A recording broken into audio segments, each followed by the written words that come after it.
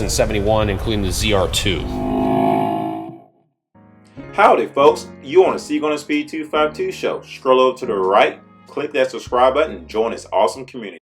Let's go! We got an awesome 2024 Corvette Z06 convertible with the Z07 package plus $30,000. Here's an awesome drawing to give you an opportunity to win yourself a new Corvette.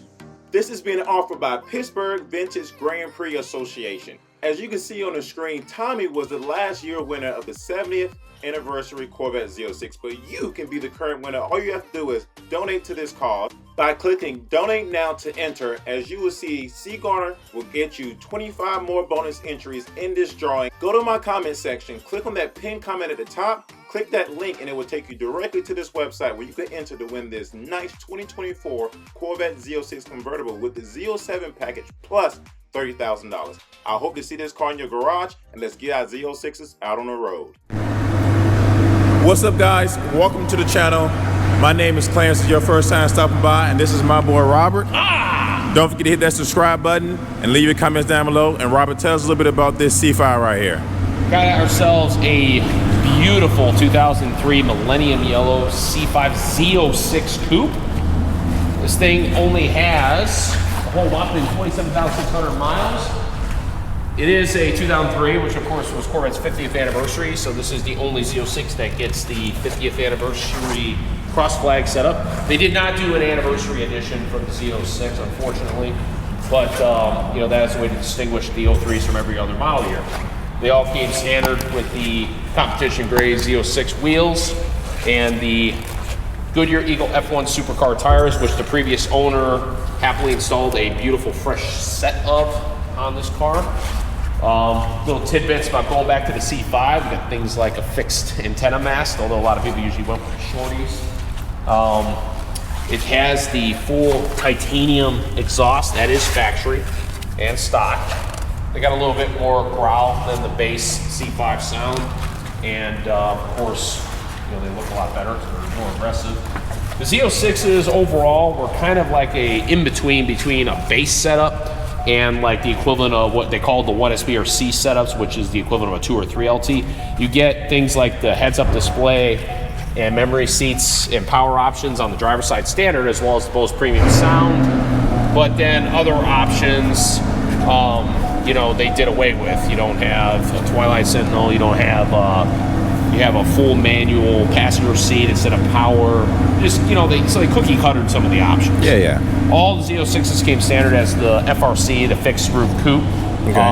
The FRC debuted in '99 as essentially a completely base manual only option for the performance buffs. And then those all became the Z06s. The only way to get these in 2001 newer is the Z06. Okay. What does it look like underneath the hood over there? Of course, that is the Miss LS6. LS6, of course, is a nameplate that was reused for the more famous LS6, which, of course, the legendary 454 in the 70 Chevelle SS, and, of course, the LS6 special Corvettes in 71, including the ZR2. So this, for this version here, 5.7 liters, 346 cubic inches, it has 405 horsepower. When it initially debuted in 2001, it had 385. They did some tweaking, bumped it to 405, which tied the C4 ZR1.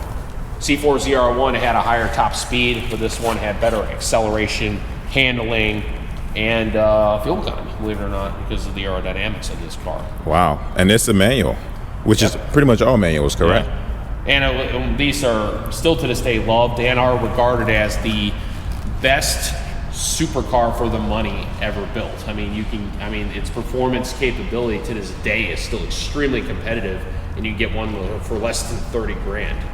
I mean, on a track, it's competitive with cars with superior horsepower. About the only, like I said, the only thing it doesn't have that a lot of more powerful supercars have is just the top speed. Top speed on these was 171 to 175. Gotcha. You know, but that's because it was geared low, and that's where, you know, the track work is done.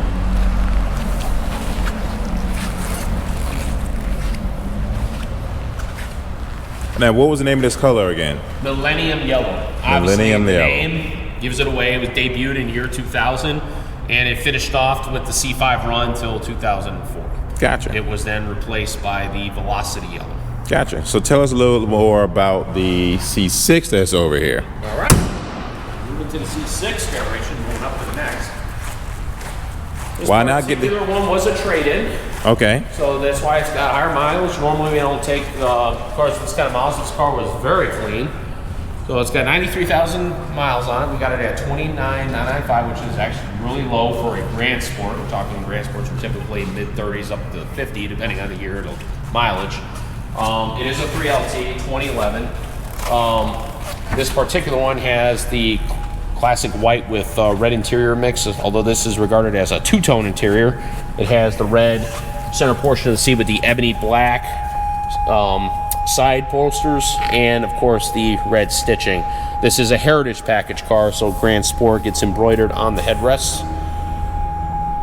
Previous owner put Lloyd floor mats in.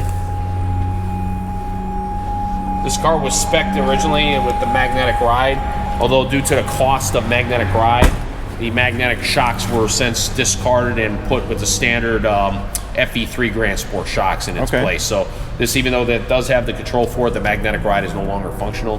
Okay. So it is just a stock suspension, so you ain't gotta worry about leaky shocks. Okay. Now what is it like underneath this hood?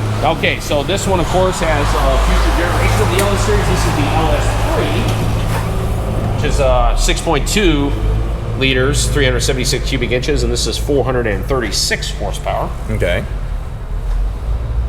And of course, you know, again, we're going up, you know, in between that you had the LS2, the LS3, you know, of course, ups the horsepower, ups the sides, and ups the efficiency.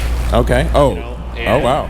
Extremely, all the lessons learned from the LS1, LS2, of course, are incorporated in the LS3, and one heck of a long run. You figure this motor debuted in 2008 with the Corvette and didn't retire until 2017 with the Chevy SS sedan. So that's a long run.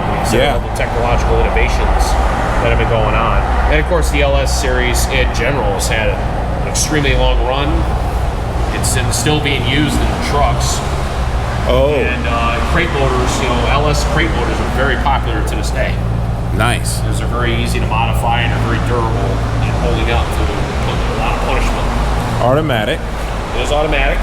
2011 is the only year they got this seat designed. It was an upgrade from the previous years. From 2005 to 2010, they had a more of a flat base. Okay. A lot of people said it was a little unsupportive, so they went with a thicker bolster, and they went with a kind of, I would say, a canted headrest, so your head didn't have to be flat back. You can lean, get a little bit more head support. Yeah. And so they had the double layer stitching here and a little double layer down here. That's about cosmetically, most people wouldn't even notice that, but that was a change they did. A lot of people said it wasn't enough, that's why they changed it again in 2012. So this is a 1-year seat option. Gotcha. And the top fits in the back just like any other. That's correct, which I have it off from demonstration. And if you open it up, this was the first year to incorporate USB and auxiliary jacks to be usable with this old school infotainment system. This system, of course, debuted in 2005, so it was getting pretty dated by this point. Okay. But they were able to integrate USB and aux jacks, which brought it up to modern times. So even to this day, if you got a modern phone, you can still plug it in and still feed in your audio streaming, because this is before Bluetooth streaming. They didn't do that till 2014, unless you go with an aftermarket radio. Gotcha. Okay, Robert, man. Robert just provided a lot of great information about this car and also the C5 as well. Robert, we cannot thank you enough, man. We love the information, the knowledge you have in your brain that most people don't have. And I hope somebody comes in and pick up this bad boy from you guys. And, you know, Robert's the guy to look for. We on Seek on the Speed 252, and my name is Clarence. Don't forget to hit that subscribe button and give this video a thumbs up. And just leave your comments down below, your thoughts on the C5 and the C6. Thank you for coming to Texas, Clarence. Oh, yeah, anytime.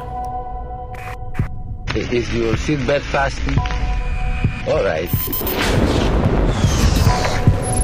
Let's go.